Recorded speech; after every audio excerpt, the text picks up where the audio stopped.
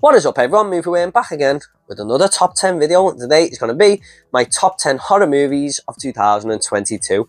Now a lot of people have been saying how great of a year it has been for horror, and I absolutely agree with that. It's been a horror fan's dream really, hasn't it? And we've had some absolute bangers. Now I know this list is a little bit early, but there isn't too much coming out, I believe, that is horror related for the rest of the year. And every horror movie I've wanted to see, I've seen it. And I've got a pretty solid list here, so I thought I'll just get my top 10 horror movies list done before I do the end of the year lists, which will be coming probably at the end of the month or January. There are a few films I want to catch up on before I confirm them lists, but I feel like I've solidified my horror one now.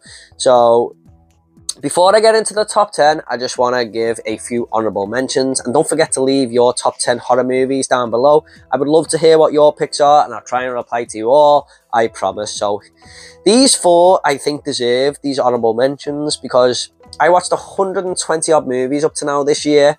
And every movie here, including these top 4 honourable mentions, have made it to the top 40. So they're all pretty solid films. Top 40 isn't bad out of 120. So let's just get into them four. First up, we have Speak No Evil, a Danish film that came to Shudder. Now, I can't quite remember feeling so awkward watching a movie than this. Now, this is about a Danish family who meet this Dutch family on holiday, and they go to their house for a few weeks, and weird things just start to happen, like the other family start telling their kids off and stuff, and it just becomes worse and worse. And it's just a very awkward watch. I highly recommend it. Halloween Ends, which is probably the biggest Marmite film of the year, David Gordon Green's final piece of his trilogy.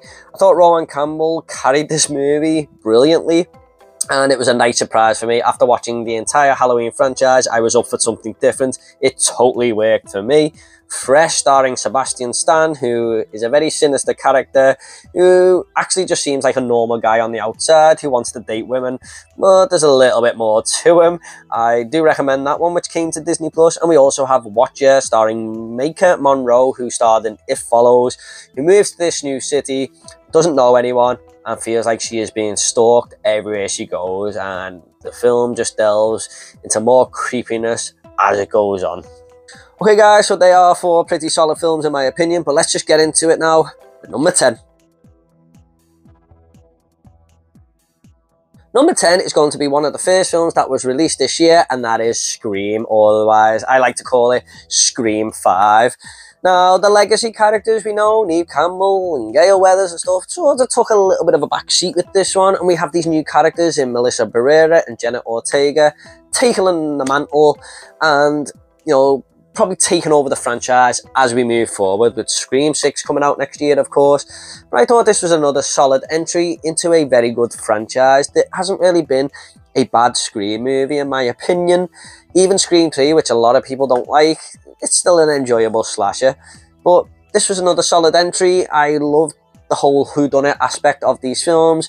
And some people say they seen the ending coming. I didn't guess the killers in this, which always works for me. Some great kills in here, some what the fuck moments. But overall, it was just a good Scream movie with Ghostface in.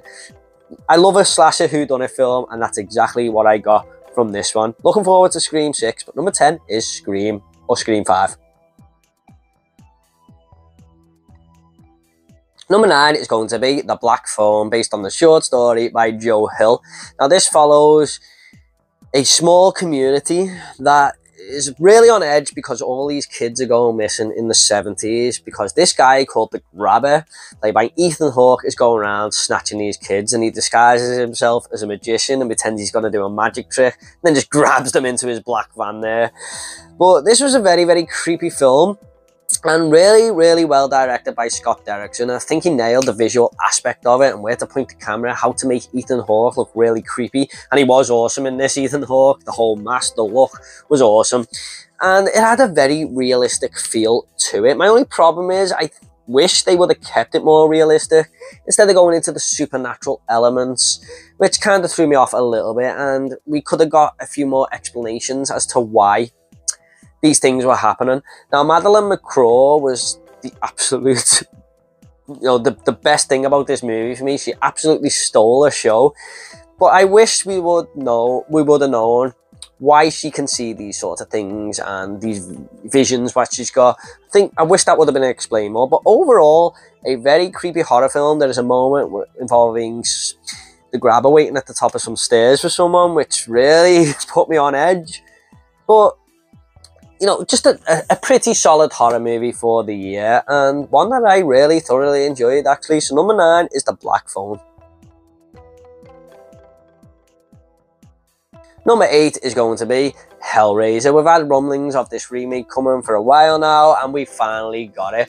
A lot of talk about the gender swap, really, with Jamie Clayton playing the new Pinhead, or the Demon Priest, if you like, but that absolutely worked for me, because Pinhead, for me, isn't really a great villain anyway in them movies. I think he's always killed off too easily, and he's just a little bit weak. But Jamie Clayton brought absolutely something new to the role, made it a little bit more terrifying, a little bit more interesting. And this story is very, very dark. It's following this young lady who's a bit of a drug addict, and she's a recovering drug addict, and she finds this puzzle box, and her life is kind of thrown into hell, really. Excuse the pun, but it is. All bad shit starts happening, kind of like the other Hellraiser movies. But this is a film of two halves, I feel. The first half focuses on story, the second half brings the Cenobites in there and just goes down the horror path, really. But overall, this actually worked for me. I thought it was a good reboot, and I think there is places for this franchise to grow. I do think we'll get another one, and if it's as good as this, then I'm all for it. So number 8 is Hellraiser. Number 7 is probably going to be my most anticipated film of 2022 after The Batman, and that is Terrifier 2. I am a sucker for killer clown movies, and I loved the first Terrifier film, mainly down to the fact that Art the Clown is the main killer in these movies. But Terrifier 2 did not disappoint. A slasher that runs at 2 hours and 20 minutes, which had me scratching my head a little bit there, thinking it's not going to be too long. But this movie absolutely flew by. I remember needing a toilet break. I thought it was about 20 minutes in. I paused the film and I was an hour in. I couldn't believe it. But this one just goes even more extreme. And Art the Clown is just on absolute fire here. There's a scene that is like a mini torture session that just goes on for like 5 minutes. Where Art the Clown is just making this character suffer so much. I really felt bad for her. Kind of wanted them to stop. But David Howard Thornton just does a great job in the role. He is a mime artist anyway. And you can just tell, he's the definite person to play this role. Lauren Oliveira was a great final girl. I'm happy for the recognition she's been getting there on social media and stuff. Looks like she might be working with Mike Flanagan in the future, which is great for her. And I'm just happy Damien Leone's film, his dream, his baby, has been successful. He done this on a £200,000 budget, and he's made over 10 million, I believe, in 4 weekends. I don't know how much it's projected now. I mean, it might be even more now. But he has done so well there. That means we're getting Terrifier 3. I hope he gets a lot more budget to make Terrifier 3 the ultimate Terrifier film. Because there was little things here that he could have probably improved on just a little bit there, mainly down to the visual look of it. But Terrifier 2 was such a great time. I got the Blu-ray, can't wait to watch it again. So number 7 is Terrifier 2. Number 6 is going to be Bones and All. Now, this was a very interesting movie, a horror romance film from director Luca Guadagnino. I hope I'm pronouncing that correctly. But after seeing this, I actually can't wait for this Scarface reboot. I don't know when that's coming, but I'm going to be signing up for that motherfucker. But this follows Timothy Chalamet and Taylor Russell, who are two cannibals in love, and they can sort of sense each other because these cannibals that live amongst us know where the other ones are by their smell and stuff, and it brings them together, and they go on like a road trip and stuff, and they meet some very sinister characters on the way, which for me were the best parts of the movie, meeting all these weirdos and stuff. But that's what road trip films are usually about, aren't they? Meeting other people on the way, going to different locations, and all that works here in Bones and All. What I liked about this is it was like something I hadn't really seen before. A couple of cannibals just going on an adventure together there. So yeah, There was some very interesting parts of this movie, very interesting story. The chemistry between Chalamet and Russell was great. So overall, a very solid film, and one that kind of came out of nowhere for me. I only really found out about this a month before release, and it's ended up 6th on my list. So number 6 is Bones and All. Number 5 is going to be Prey, the newest entry into the Predator franchise, and this is directed by Dan Trachtenberg, who, can we just give him more movies, please? Because he's made 2 films now, and they've both been brilliant. 10 Cloverfield Lane and this. Why is this guy not getting more movies? He can do a job behind the camera. Please give him it. And I'm very happy that he's sort of in the horror genre there. But this follows the character played by Amber Midthunder, and here against the Predator in, I can't remember, it was in the 1300s or something. It was a very long time ago anyway, where this Predator has come down in this big historical location. This past place in history into the middle of this like rainforest jungle type deal, and Amber Midthunder has got to take him on. And I really do think it was a good idea to do this. Just, you can sort of place the Predator now wherever you want, can't you? But it was an epic battle between these 2 characters. Some visually stunning moments, especially when this bear is lifted up and the sort of camouflage, the blood's dripping over the Predator's camouflage. I thought that was absolutely awesome. Great third act. Just an awesome action horror movie, basically. But some great kills and stuff. Loved, I think Cody Leach said it in his review, that the Predator was not as modernised as the latest Predators because they are behind time as well, because it's set so far back. They nailed that between the Predators and the characters. It gives it a more fair advantage. So I thought that was really well done, really well written in that aspect. But Prey was a great movie. I hope they bring it out on physical, but I don't think they will. But we've always got it on Disney Plus there. I'm going to revisit this movie for sure. Definitely one of the best movies in the Predator franchise. Probably my second favourite, actually, after the original. So number 5 is Prey. Number 4 is Pearl. Now, this is a prequel to another movie that may or may not make this list. You'll have to wait and see. But this stars Mia Goth, and it tells the story of the character of Pearl from the movie X, and how she became to be this character. Now, this film all sort of takes place on a farm, and it's a very small, compacted film, I feel. There weren't too many characters or anything, but that's what works for it. When in this secluded location, and Mia Goth sort of wants to venture out and become a star, basically. She meets a few characters around the town and stuff, but her insanity starts to sort of take over her, and it shows how she evolves into this character of Pearl. But what is the best thing about this movie by a mile is the performance of Mia Goth. She is absolutely brilliant in this. It's one of the best performances of the year. She is just a visual treat because she's got this great unique look about her. She can pull off all these crazy faces and stuff. Stay there for the end credit scene, by the way, one of the best moments of the year. But there's a scene in this film where Ty West, who directed this, just shot it so well. It felt very, very sinister the way it was done, involving Mia Goth taking an axe to somebody. The way that was all done was awesome. But Pearl was just such a gripping movie, and I really, really enjoyed it. And I can't wait for Maxine. We're going to get a 3-part trilogy here. Really, really interesting to see that done these days. So we're going to get a 3-part trilogy in less than a year. So Pearl was, as soon as I seen the trailer, I was hyped for it, and it didn't disappoint. So number 4 is Pearl. Number 3 is going to be Bodies, Bodies, Bodies, another A24 film, and what a year it has actually been for A24.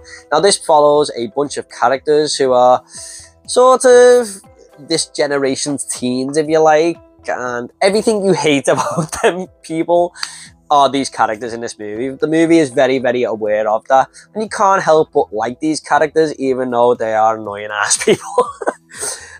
Basically, it's a bunch of characters in a house. They play a game called Bodies, Bodies, Bodies, which is like a murder mystery deal. but people start to die for real, and they have to try and find out who's killing these people amongst them. It's a whodunit film, and by the end of the movie, I thought it was so cleverly done. I didn't see it coming, and the climax alone is worth it all along, just for that. You know, the whole movie is worth the wait for the climax. I thought there was a really good performance in here from Maria Bakalova, who was brilliant in Borat 2, by the way, and she pulled it off again here.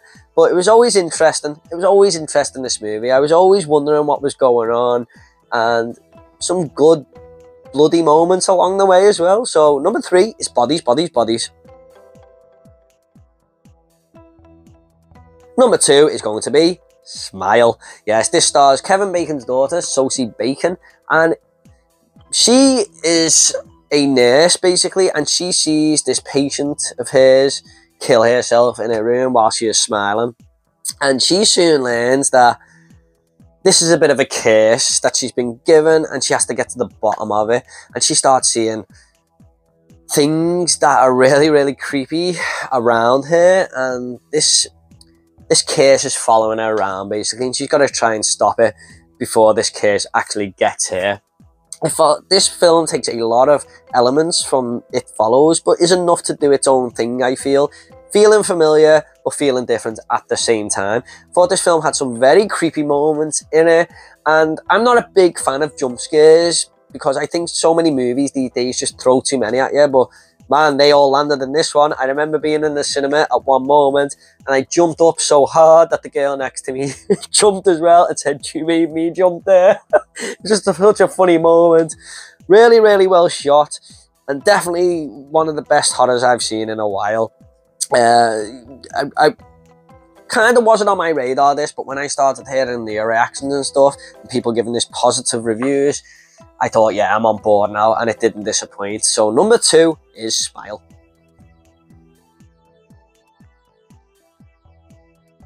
Number 1, though, is going to be X. Yes, we had the prequel there, Pearl, and I said it may not be on this list, but of course it is. Now, I was absolutely blown away by this film. It was everything I wanted in a horror movie. I'm a big fan of the Texas Chainsaw Massacre, and I thought Ty West took a lot of inspiration from that film here. You can just see it in his directing. This is all based in 1979, about a bunch of characters who go to stay in this cottage and make a porno movie, basically, but people are starting to be picked off in this cottage one by one. Now, there's a lot of interesting characters in this movie. Now, that is what made this work for me even more, because slasher movies can sometimes just give you characters and they are all unlikable and they're just there to be killed. But I thought all these characters were interesting. Thought Kid Cudi was awesome in this movie. You got Jenna Ortega in there. What a year it's been for her, with Wednesday and Scream and this. And she's going to be a star, man. She already is one, but yeah, she was great in this movie as well. So I really got on board with all the characters. Mia Goth, again, another fantastic performance in a double character acting role there. And I thought some of the kills in here were great. And I just had such a good time with X. I love the visual style, love the directing, love the story, love the characters. And yeah, there's a crocodile as well, man. Yeah, just throw it in for good measure there. So X, definitely one of my favourite films, and definitely my favourite horror film of 2022. Like I said, can't wait for Maxie in there. Okay guys, I hope you all enjoyed this top 10 horror movies of 2022. What were your favourite horror films of the year? It's been a great year for horror, I'm sure you'll all agree. Leave them down below and I'll try and get back to you all, I promise. And if you want more top 10s, they will be down below. Look out for my end of the year top 10s as well. They'll be coming at the end of the month or in January. I don't know yet. There's still a lot of films I need to catch up on, but look out for those. Please give this video a like and subscribe, and I'll see you all in the next video. Take it all easy, guys. See you later.